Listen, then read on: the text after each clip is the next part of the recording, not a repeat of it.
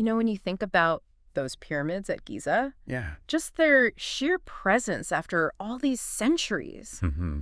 I mean, it's really hard to imagine that they were only built as tombs. This is remarkable. That they were only tombs. Right. The last of the ancient wonders still standing. And yet, there's this new stuff coming out that suggests maybe everything we thought we knew about them was just the tip of the iceberg. Exactly. Like scratching the surface. And that's what we are going to explore today. Yes. We're taking a deep dive Absolutely. into these headline-grabbing discoveries, Mm-hmm. all the evidence that is being presented, and all the debate that it's sparking. It's fascinating, isn't it? It's really interesting. Yeah. So this is kind of your shortcut Yeah. to really understanding what's being said. That's right.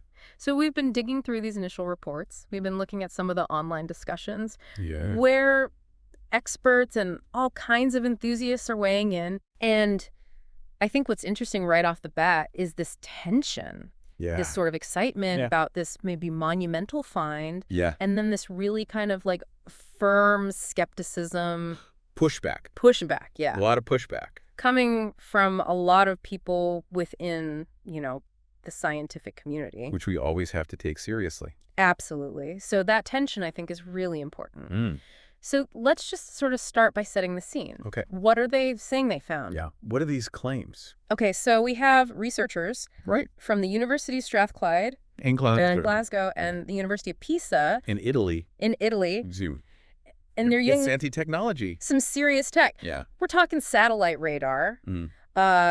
something called synthetic aperture radar, or SAR. Right. And they're also using this even, I guess, kind of more sophisticated technique Even more. called SAR Doppler tomography. So what's interesting Mm-hmm. is that SAR can essentially see beneath the surface without, physically digging. Oh, wow. It's like shining a special kind of light. Like an X-ray almost, kind of. Yeah, like an X-ray. Yeah. But it's radar Oh, okay. from satellites orbiting hundreds of miles above the Earth. Wow. And by analyzing how that radar light bounces back, Right. they can try to identify buried objects. Oh, okay. It's like how bats use sonar Oh, that's a good analogy. to navigate. Yeah, I got you. So these researchers are saying that this technology Mm-hmm. allowed them to map out a whole network Okay. of tunnels and pillars, pathways, and huge cavernous halls Okay. extending deep beneath the Khafre pyramid, Okay, now the Khafre pyramid is the second largest. the second largest one. Yeah. And they Absolutely. believe that it probably extends under all three of the Giza pyramids. Wow. Wow. Okay, so we're already talking about like a huge area, Huge. right? amount. So how extensive? I mean, they're describing it as nothing less than Right. a true underground city. An entire hidden world. Like a whole other world down there. Yeah. Yeah. And it supposedly plunges down Right. an incredible 2.1 kilometers. That's over a mile. Yeah, well over a mile. Wow. So imagine that whole other level to this ancient site. Yeah. It's mind-blowing. It's mind-blowing. Okay, so they're claiming that this network Mm-hmm. isn't even from the same time Right. as the pyramids themselves. Yeah, so the pyramids were built around 4,500 years ago. Right? They're saying that this complex is even older, Wow. though they don't know by how much. Okay, so we're talking potentially much older. Potentially thousands of years older, Wow. sitting right underneath one of the most intensely studied places on the planet. You would think we would have found something. You'd think, Right. but maybe not. Okay. We'll get into that. Well, let's get into the specifics then. Okay. What are some of the things they're describing? Yeah, so underneath the Khafre pyramid, Mm-hmm. they found 8 vertical cylinder-shaped things. They're calling them wells. They're calling them wells. Okay. But these aren't just, shallow little dips in the ground. Right. These things supposedly go down 648 meters. Which is, It's over 2,100 feet deep. oh my gosh. And get this, they've even described spiral staircases Oh, wow. winding around these cylindrical structures. Like, how would they even build that? Yeah, the engineering involved is, Yeah, I mean, what was the purpose? it's really hard to imagine Right. what they could have been used for. Yeah. It's fascinating. Yeah, okay, so at the very bottom of these incredibly deep things, Mhm. they claim to have found 2 massive cubic chambers. Massive is right. Okay, so each one about 80 meters, On every side. which is 263 feet. Yeah, so to give you a sense of scale, Oh, okay. imagine a cube almost as tall as the Statue of Liberty is high. Wow. And that thing is buried over half a mile underground. it's almost too big to comprehend. Yeah, the sheer volume of these chambers is just really difficult to visualize. Right, and especially if you think about what we understand. Yeah. About ancient Egyptian construction. Right, how could they? Right, how did they create these spaces? Yeah, and what were they for?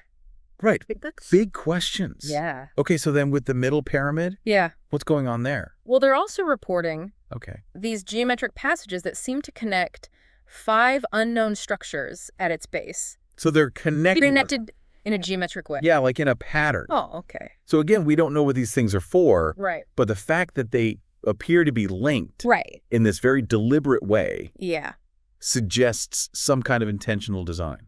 Right. It's not just random. Doesn't seem to be. Yeah. No. Okay, and then this one I think was the real showstopper. Yeah. So they're claiming that if you add up the height of the Khafre pyramid with the length of these vertical columns and the cubic chambers below, the total comes out to 2,835 feet. 2,835 feet. So for reference, that is taller than the Burj Khalifa. Which is the tallest building? The tallest building in the world. In the world. Yeah. Yeah. Wow. That's a mind-boggling comparison. It is. Isn't it? So how are they even getting this information? That's a great question. So they're using AI. Artificial intelligence. Okay. To create 3D models based on this raw radar data. Oh, wow. So this raises questions about how they trained the AI. Yeah. How did they even do that? What patterns was it looking for? And how did it ultimately decide that these structures were there? Yeah, like how much of this is human interpretation and how much of it is the AI? Right. Wow. Okay, so let's talk about the tech then. Okay. So we talked a little bit about SAR. Yeah. That satellite radar. That's right. It uses radar pulses. It does. To try and see what's underneath by analyzing the signals that bounce back. That's the principle. So they're saying that they're getting consistent readings from 2 different satellites. Which makes them more confident that they weren't just seeing some sort of random noise or misinterpretations. Oh, okay. So that would lend credence to the claim that there is a real underlying signal there. But of course that assumes that the technology is working properly and they used it correctly. That's a big assumption. Okay. But then we have the SAR Doppler tomography. Which is much more involved. Okay, so tell me about that. So they're using radar images to look at these incredibly subtle surface vibrations of the pyramids and the ground around them. But the claim is that these tiny vibrations carry information about what's inside. Okay. Through something called the Doppler shift.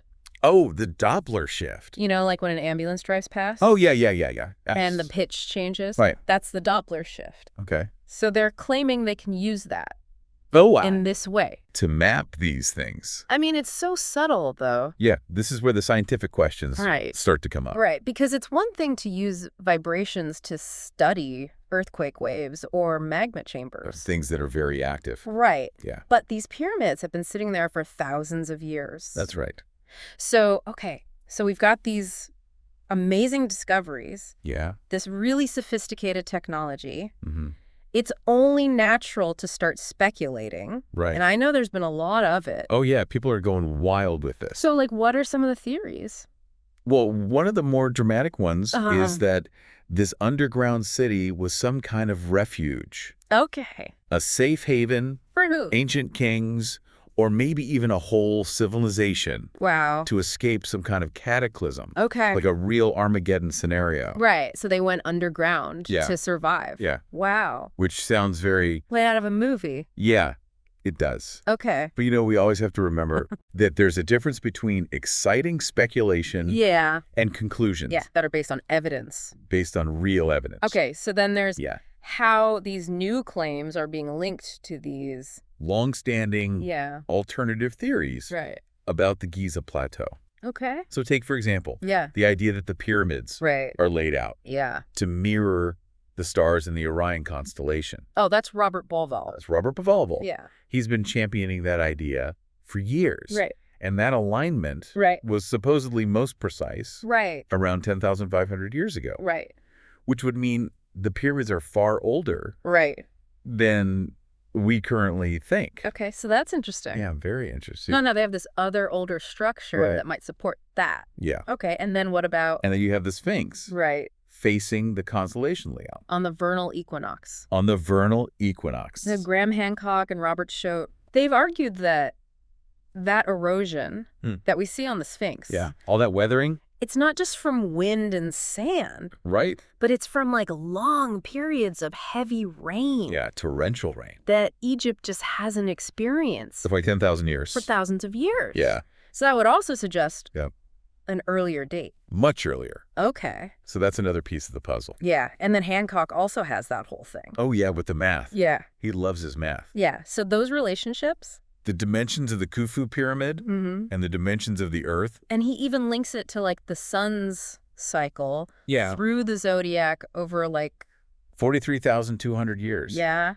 It's a long cycle. I mean, coincidence or intentional design? Or intentional design. It's pretty mind-bending. It is mind-bending. And then you think about the precision of the Great Pyramid's base. I mean, it's level. It's level. Within 3/4 of an inch across its entire expanse. How do you do that? I mean, even today. You need laser-guided instruments to achieve that. So what were they using? Yeah. Okay, so then the scale of the construction. Yeah. 2.3 million stone blocks. Yeah. Weighing tons each. Each one. And they were placed. Yeah, supposedly. At a rate of 1 every 2 minutes. Every 2 minutes. 24 hours a day. For over 2 decades. It just seems impossible. It does. So some people are thinking, okay, maybe it wasn't just brute force. Right. Maybe there was something else. Maybe like acoustic levitation. Yeah. That's a wild one. That is a wild one. Or even the idea that the pyramids were some kind of blast shelter. Oh, wow. From asteroids. Like a bunker. Yeah. That's a new one. Yeah. I haven't heard that one. Professor Chandra Wickramasinghe proposed that. Oh, really? Yeah. Interesting. Now, it's worth mentioning that one of the researchers involved in these claims, Corrado Malanga. Yeah, I know him. He also does UFO research. He does. And, theories about aliens. Yeah. So for some people, that might make them question the scientific credibility of his archaeological work. Understandably. Right. So it's important to remember that a researcher's background and previous work can influence how their current work is perceived. Right. So maintaining objectivity, sticking to the scientific method, super crucial. Especially when you're making claims that are... that are challenging. Challenging. Well, we already know. So let's talk about... Let's talk about the pushback. Yeah, the expert skepticism. Yeah. Because there has been a lot. Oh, yeah. A lot of pushback. Yeah, and from some very respected voices. Respected voices. Yeah. So Lawrence Conyers. Ground-penetrating radar expert from the University of Denver. Okay. He's been very blunt. Oh. He says it's just not possible. Really? For current radar technology to penetrate to that depth to the claimed depth of over 2,100 feet. Wow. So he's calling the underground city claim a huge exaggeration. Okay. And he's saying that finding smaller pre-existing structures beneath the pyramids would be more plausible. Oh. Yeah. So he's not ruling out. Not ruling out. There's something there. Something smaller. Smaller. Yeah. Okay. So he's saying the only way to really confirm any of this is through targeted excavation. So we need to dig. We need to dig. Okay. And Mamdouh Eldamati. Former Egyptian Minister of Antiquities. Okay. He's been even more dismissive. Really? Calling these claims utterly baseless. Wow. He points to the decades of research at the Giza Plateau. Right. And he's saying no one has ever found evidence of structures on this scale. So Hussein Abdul Basir, Egyptologist and the former Director General of the Giza Pyramids area. Okay. He agrees strongly with 𝂀📹𓁆🅠. He says the study lacks basic scientific standards. Okay. And he's reiterating that genuine discoveries need to be published in peer-reviewed journals where they can be scrutinized by experts. Right. He also points out that those standard techniques, like GPR, ground penetrating radar, and seismic analysis, they have a much more limited depth range. Okay. They can only usually go down tens of meters. Not thousands of feet. Right. So he's basically echoing Conyers, calling the claim of 2,000-foot structures. Yeah. Science fiction. Science fiction. Yeah. Okay. And he also highlights Malanga's background in UFO research, which suggests a potential leaning towards the unconventional. Yeah. And then we have Sabine Hossenfelder, who's a physicist. Okay.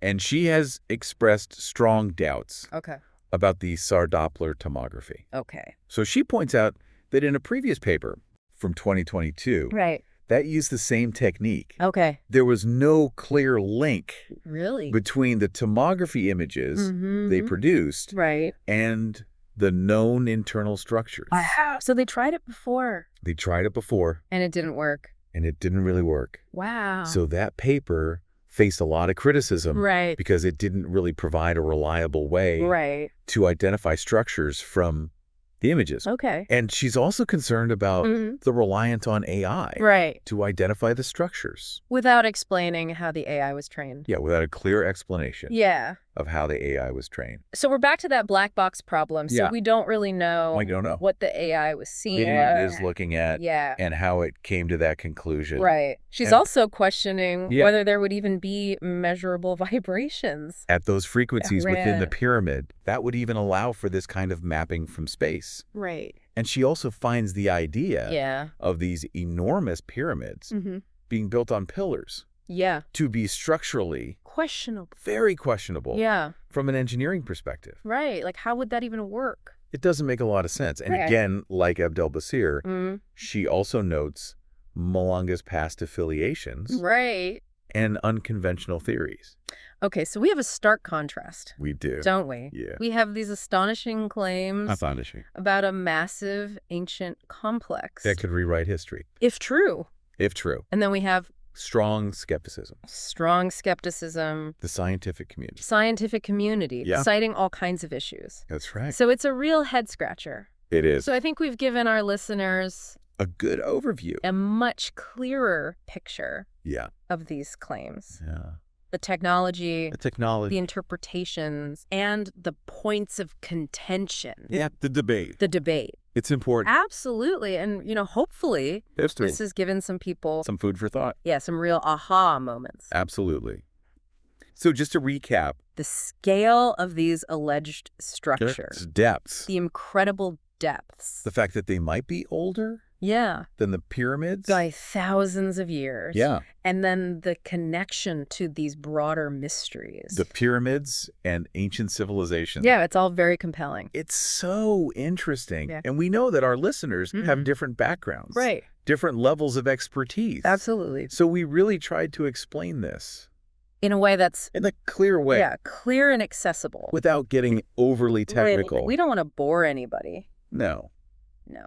But at the end of the day, ultimately, the validity of these claims is going to depend on more evidence. More evidence. And scientific scrutiny. Rigorous scrutiny from the experts. So maybe some targeted excavations. That seems to be the consensus. Right? Yeah. So here's something to think about. Okay. Archaeology is full of surprises. It is. Right? Things that nobody predicted. Nobody saw coming. And with all the advances we're seeing in technology, the way we're exploring the past is constantly changing. So what if even just a tiny piece of these claims is true? What would that mean? What new questions would that open up? About our understanding of the past. Right. The capabilities of these ancient civilizations. And maybe even our place in this much longer. And more mysterious human story than we currently understand. It's definitely something to ponder. It is. But as always, we need that solid scientific evidence as we continue to explore these mysteries. Absolutely. Yeah. Okay. Wow. Well, that's our deep dive for today. It was a good one. Lots to think about. Lots to think about. Thanks for joining us. Thanks for having me. And we'll see you next time. See you next time.